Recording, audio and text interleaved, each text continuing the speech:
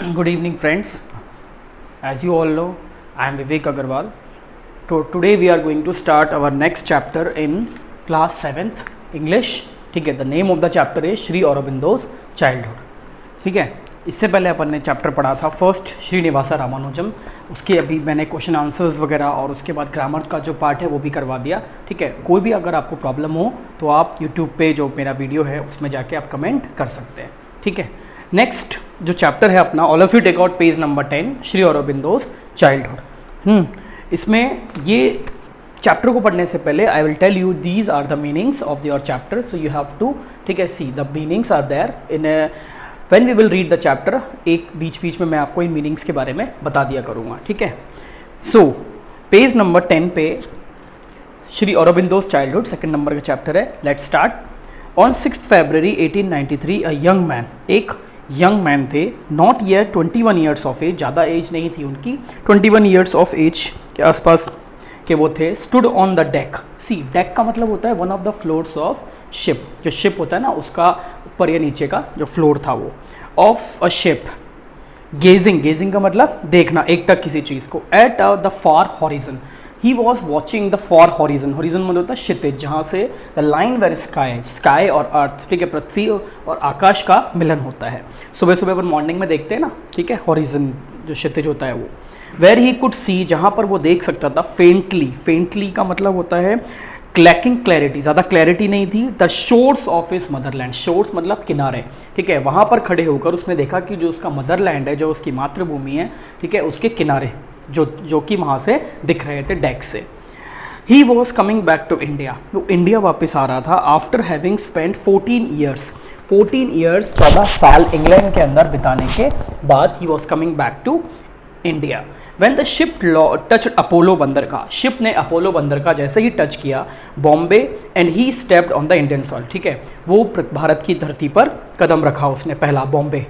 He had a strange experience, बहुत अच्छा, बहुत स्ट्रेंज एक्सपीरियंस उसको महसूस हुआ. Of the calm, because everything was calm, सब कुछ शांत था. And silent self, even he was also calm and silent.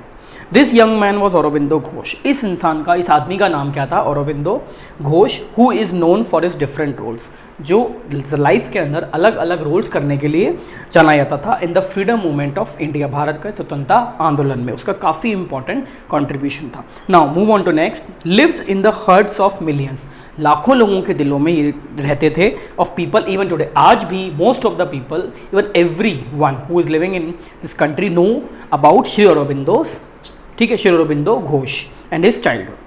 When Aurobindo returned to India, जब अरबिंदो इंडिया वापस आए, after 14 years of his absence, 14 साल के बाद उनकी एब्सेंस में, he never knew anything about spirituality. उनको स्पिरिचुअलिटी के बारे में कुछ भी नहीं पता था. Spirituality means relating to soul, हमारी आत्मा से जो रिलेट होता है उसको कहते हैं. For which most of the people, बहुत सारे जो लोग हैं, रिमेंबर हिम टुडे, जो आज उनको स्पिरिचुअलिटी के लिए जानते हैं.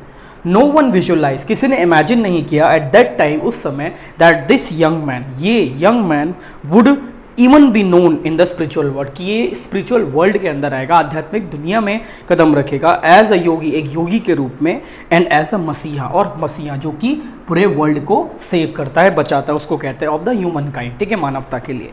Move on to next paragraph. Aurobindo's life has been a story. Aurobindo की लाइफ पूरी तरीके से, जो उनकी स्टोरी रही, ऑफ कॉन्ट्रडिक्टरी इवेंट्स. कॉन्ट्रडिक्टरी का मतलब होता है कॉन्ट्रडिक्शन, इवन विरोध, ठीक है, विरोधी वाली उनकी ज़िंदगी थी. कई लोग उनको अपोजिट मानते थे अपने, ठीक है, इस तरह से, और कई लोग उनके व्यूज़ से भी खुश नहीं होते थे. It is the story that, ये एक ऐसी स्टोरी है दैट इज़ इमेंसली स्ट्रेंज, और मोर देन इनफ, बहुत ज़्यादा स्ट्रेंज स्टोरी है, एंड वंडरफुल, और बहुत अच्छी भी है. इट इज़ मोस्ट फैसिनेटिंग, बहुत इमेजिनेटिव भी है. And rich in it many sided, और इसके कई सारे साइड्स भी हैं, ठीक है, डिफरेंट डिफरेंट साइड्स इसके हैं. स्प्लेंडर्स, स्प्लेंडर्स मीन बहुत ज़्यादा, ग्रेट ब्यूटी, बहुत सुंदर भी है.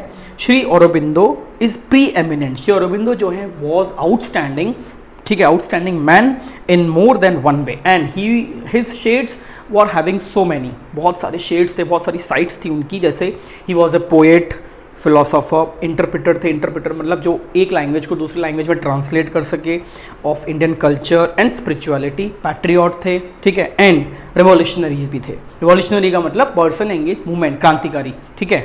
He integrated life and spirit, उन्होंने लाइफ को और स्पिरिट को दोनों को मिक्स कर दिया for attainment of the truth, सच के लिए, ठीक है, फॉर अटेनमेंट ऑफ ट्रूथ, सच की प्राप्ति के लिए। नेक्स्ट पैराग्राफ आता है Shri Aurobindo's strange story of life. उनकी लाइफ की जो स्टोरी थी, it begins with his birth. He was born on 15 August 1872। He was the third son of कृष्णधान Ghosh, ये तीसरे बेटे थे।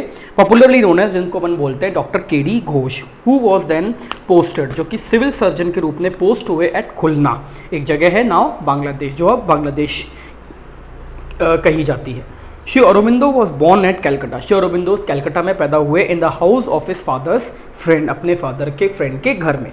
Manmohan Ghosh who was a well known barrister, जो बैरिस्टर थे, ठीक है, just as doctor K D Ghosh and Manmohan Ghosh was great friends, दोनों एक दूसरे के बहुत अच्छे फ्रेंड्स थे। सो वेर देयर वाइफ्स, उनकी वाइफ्स जो थी उनके दोनों के नाम सेम थे, ठीक है। The wife name was Swarnalata. The name Aurobindo was given, जो औरोबिंदो नाम था, it was given by his father, उनके फादर के द्वारा दिया गया। It was new at that time, उस समय ये नाम बहुत नया था। And hardly borne by anyone else, बहुत ही कम लोग थे जो इस नाम को रखा करते थे। औरोबिंदो इन संस्कृत मीन, संस्कृत में औरोबिंदो का मतलब होता है LOTUS, लोटस। एंड सिम्बोलाइज, और ये सिम्बोलाइज करता है, सिंबल है prophetic name for the child. Prophetic का मतलब होता है प्रेडिक्शन ऑफ फ्यूचर, फ्यूचर का प्रेडिक्शन, फ्यूचर के बारे में सोचना, ठीक है। It is a great name for the child. Thank you for today, we will continue tomorrow. Thank you.